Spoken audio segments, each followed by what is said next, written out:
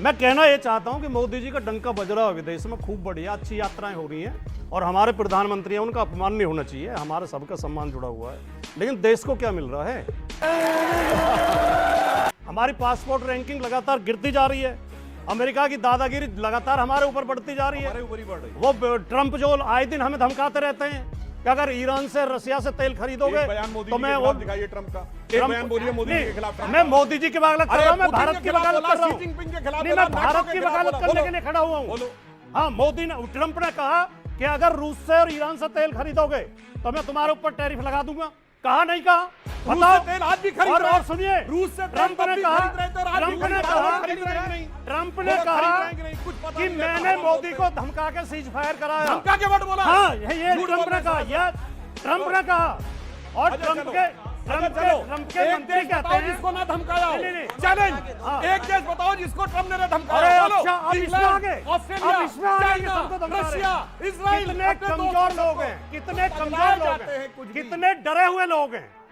अब इसमें आगे कि सबको धमका रहे हैं जी, वो तो सबको धमका रहे हैं। अरे हम दुनिया का सबसे ज्यादा आबादी वाला देश है, सबसे बड़ा देश है, हम सबसे बड़ा लोकतंत्र है, सबसे प्राचीन संस्कृति है, हमें धमकाएगा वो? बेशर्मो, शर्म करो, शर्म। ट्रंप की क्या औकात है?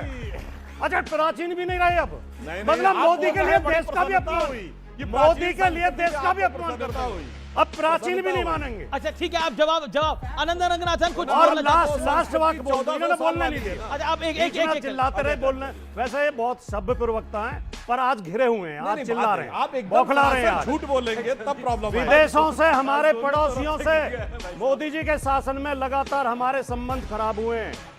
नेपाल से, श्रीलंका से, भूटान से, मॉरिशस से, बांग्लादेश से। पाकिस्तान तो हमारा शत्रु है ही है, उससे तो हमेशा ही खराब थे हमारे। अच्छा, लेकिन जो हमारे मित्र थे, बांग्लादेश हमेशा हमारे साथ होता था, नेपाल हमेशा हमारे साथ होता था, श्रीलंका, मॉरिशस, जब तक कट्टरपंथी आए तो खराब हो गया, सबसे हमारे संबंध खराब हुए हैं। और आप उस दिन मानोगे। आनंद कुछ कहना चाहते हैं? अरे रुको जरा, सबर करो। कि भाटी जी, हमने रशियन तेल खरीदना बंद तो नहीं किया, ये तो हार्ड फैक्ट है, आंकड़े भी दिए जा चुके हैं इसके कई बार।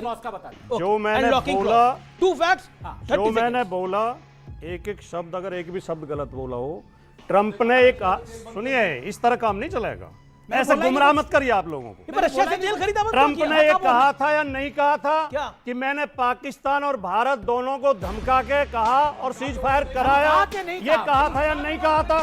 ऐसा कब कहा था? अरे नहीं, आपने कहा था, आपने कहा था। नंबर 2 बात सुनिए, नंबर 2 बात, क्या ट्रंप ने बीच में, यार एक इधर से चिल्लाता है, एक इधर चिल्लाता है। चलो अच्छा ठीक। ट्रंप ने कहा था या नहीं कहा था कि अगर ईरान और रूस से तेल खरीदोगे तो मैं टैरिफ लगा दूंगा? बेचारे भूल गए होंगे, टेंशन बहुत है ना। मैंने आंकड़े दिए ही नहीं, कितना खरीदा कितना खरीद रहे हैं ना, उसके बाद ट्रंप ने कहा था या नहीं कहा था? बिल्कुल आपने, और सुनिए, खरीद रहे हैं एक ना। बात और सुनिए, आपको, आप ट्रंप की बात, ट्रंप सुबह कुछ कहता है, रात कुछ कहता है, शाम कुछ कहता है, भारत अपनी बात पे अडिग है, भारत रशिया से तेल खरीद रहा है, ये आप भी जानते हैं सर। क्या भारत ने बंद करा रशिया से तेल खरीदना? आपको अपने देश पे भरोसा है या ट्रंप पे भरोसा है? निर्णय करिए आप, निर्णय का होना चाहिए लाइव डिबेट के अंदर। रुक, क्या ट्रंप पे भरोसा है या भारत पे भरोसा है? अमीश बोलिए। भारत सरकार के प्रवक्ता अमीश देवगन। भारत सरकार की नहीं, मैं भारत की बात कर रहा हूँ, मैं सुनिए, फैक्ट्स की बात कर रहा हूँ सर। बात भारत से हम रशिया से तेल बोलने खरीद तो रहे दो, हैं। बोलना तो दो। बोलिए बोलिए।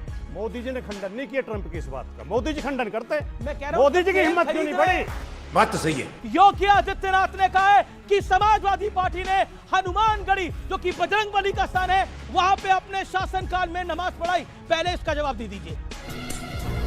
पहली बात तो ऐसा कोई रिकॉर्ड मिलता नहीं है कि हनुमानगढ़ी में नमाज पढ़ी गई थी।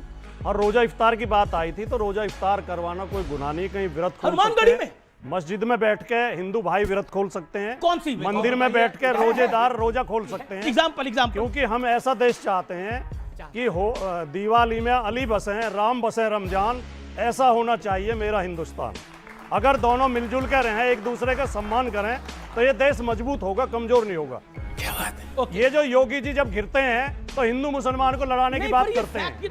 जब जब योगी बताइए, गिरते आपने बोला रोजा हैं इफ्तार- हिंदू मुस्लिम की बात करते हैं, हिंदू मुसलमान उनका पे ये लेकर आ रहे पैटर्न हैं है। आपकी जवाब। रमजान की बधाई बहुत से नेताओं ने दी होगी, जरा एक मौलाना दिखाई इसने दिवाली की बधाई दी हो। मुझे चैलेंज मुझे तो दर्द बोलो ना, मौलाना बताओ, जो ऑन एयर बोलाओ। आपकी ऑडियंस में भी एक भाई बैठा ऑन हमारा, एयर बोलो भाई, आपकी ऑडियंस ऑन में भी एयर एक भाई बोलिए। बैठा है ऑन जो मुझे एयर मौलाना दिवाली ने की दिया हो। बधाई देते। अमीश जी भाई मुझे तो देते हैं। मगर आज तक मैं कह मुझे रहा तो हूं, हर बताइए, पे दिवाली पे बताइए। देते पर विश्व- हैं। ये जहर मत बो देश में, ये जहर नहीं, मत बो। अब बता रहा हूं, हम बहुत ये कहते हैं हम भाईचारे के हिंदू और साथ रहते मुसलमान। हैं। सवाल ये है, आपसे भी है और सुधांशु त्रिवेदी जी से भी है।